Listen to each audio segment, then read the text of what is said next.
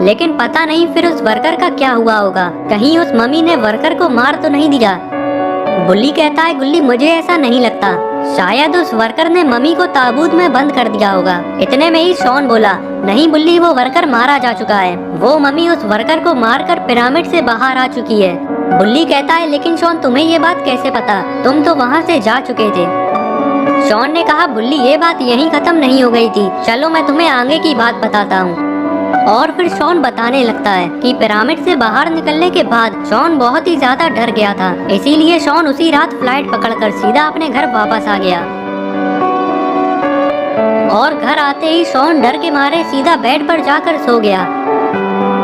अभी शॉन घोड़े बेचकर सोया ही था कि तभी बेड के नीचे से जोरदार आवाज आती है और पूरा बेड हिल जाता है। शॉन की जैसे ही आँख खुलती है तो ये फौरन बेड के नीचे देखता है और शॉन कुछ ऐसा देखता है जिसे देखकर इसकी हालत खराब हो जाती है।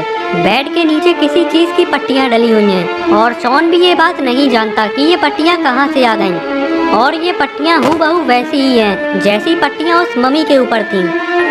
ये सब देखकर शॉन अब यहाँ पर एक मिनट भी नहीं रुकने वाला था, क्योंकि शॉन पूरे घर में अकेला है और अगर यहाँ पर मम्मी आ गई तो फिर शॉन को कौन बचाएगा।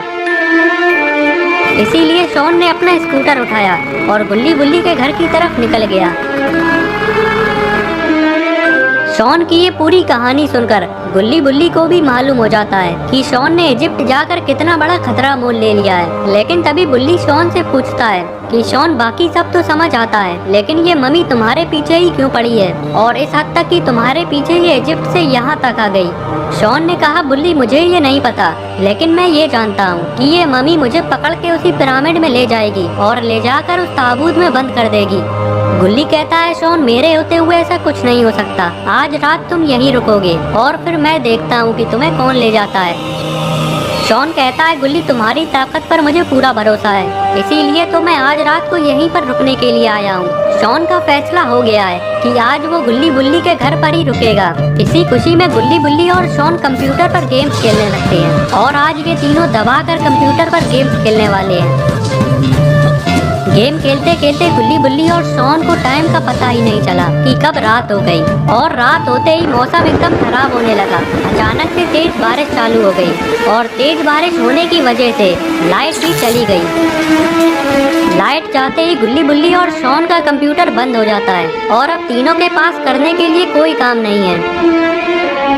पूरे घर में अंधेरा होने की वजह से तीनों जाकर बेड पर सो जाते हैं। अचानक से मौसम का बदल जाना जरूर किसी बड़ी मुसीबत का इशारा है, लेकिन गुल्ली बुल्ली और शॉन इस बात से अनजान है और तीनों घोड़े बेचकर सो रहे हैं। जिस बात का डर था आखिर वही हुआ।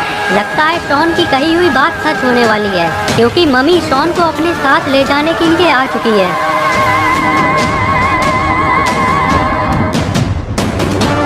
मम्मी शॉन का पैर पकड़कर उसे घसीटने लगती है और घसीटते हुए मम्मी शॉन को दरवाजे से बाहर ले जाने लगती है। लेकिन तभी शॉन की आंख खुल जाती है और मम्मी को अपने सामने देखकर शॉन की हालत खराब हो जाती है। और फिर शॉन दरवाजे को कस के पकड़ लेता है और अपनी पूरी ताकत से चीखने लगता है।